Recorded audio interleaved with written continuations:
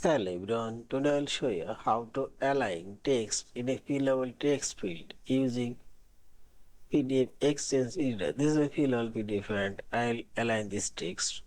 I'll align center and right, left and so on.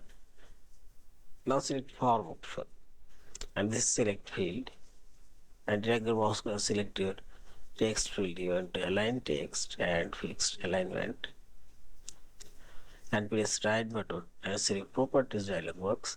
This right side panel,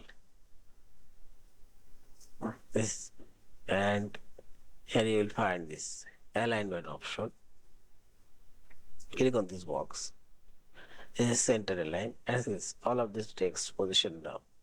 Since this is right side align, I'll make the center align. Select hand option. If you want, you can align a specific one.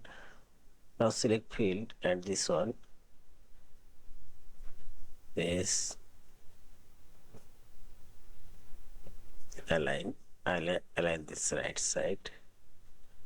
This one I'll align